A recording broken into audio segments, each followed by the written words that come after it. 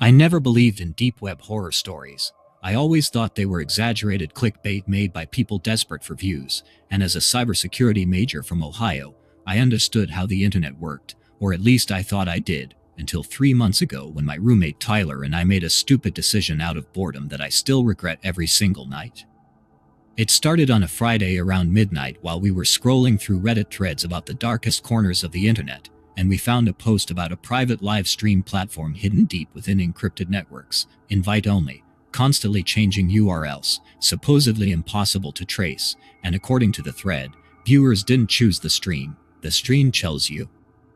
It sounded ridiculous, but Tyler managed to dig up a link buried inside an archived forum page, and after launching Tor and entering a rotating passphrase that changed every 60 seconds, we accessed a nearly blank page showing nothing but a black screen and a countdown timer set for 3 a.m., with about 200 anonymous users already waiting in a number-based chat room with no usernames, just numbers. At exactly 3 a.m. the screen flickered and the live stream began, showing a dimly lit living room with beige carpet, a gray sectional couch, and a slightly crooked TV mounted on the wall, and at first it looked completely normal, almost boring, until I noticed a red ceramic mug on the coffee table with a chipped rim and a cracked handle from when I dropped it last winter. The exact same mug sitting 10 feet away from me in real life.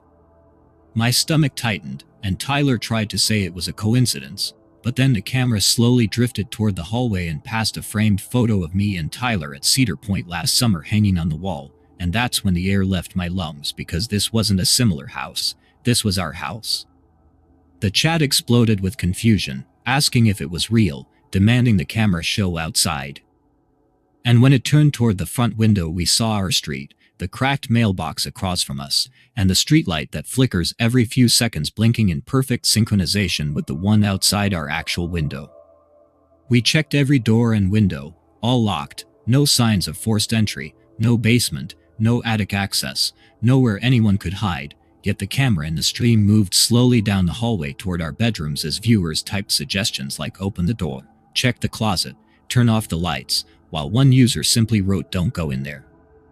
The camera stopped outside my closed bedroom door, the same door I was staring at from across the living room, and even though my real door didn't move, on the screen the knob slowly turned and creaked open as the camera entered my room, showing my bed, my desk, my closet slightly open exactly how I always leave it, and then it pointed at my desk where my laptop was open, and on that laptop screen the live stream itself was playing, creating an infinite tunnel of screens within screens, and deep.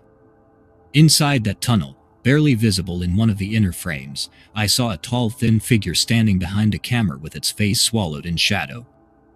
I spun around in real life but there was nothing behind us, yet the chat suddenly filled with the same message repeated over and over, look behind you, look behind you, look behind you, and before we could react we heard a soft dragging sound from our actual hallway, not from the stream, but from the wooden floor just outside our view, a slow step dragged,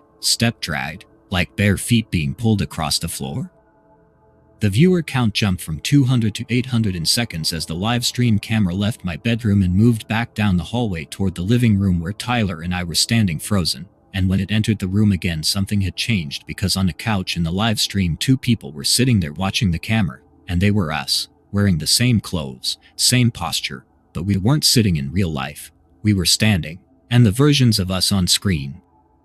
slowly turned their heads toward the camera with movements slightly delayed and unnatural, their smiles stretching too wide. My phone vibrated in my hand with an unknown number, and when I answered a distorted voice whispered synchronization complete, and the live stream camera tilted slightly as if someone adjusted their grip before turning toward the couch where the fake Tyler stood up, looked directly into the camera and said clearly you shouldn't have opened the link. At the exact moment the dragging sound in our hallway stopped and the lights in our house flickered violently as the stream glitched into distorted pixels and then went completely black, the website vanishing as if it never existed.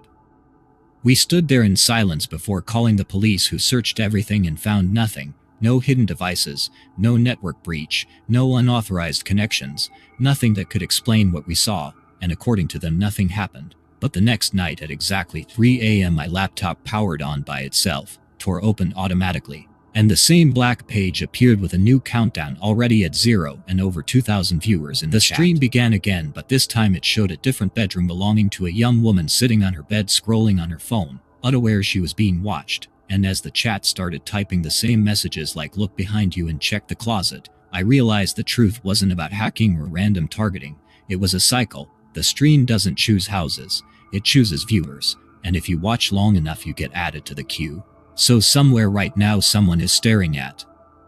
their own living room on a live stream, convincing themselves it's fake, just like I did. And maybe tonight when it hits 3 a.m. for you, your laptop might turn on by itself and you'll see your own house on that screen. And if that happens, whatever you do, don't look behind you.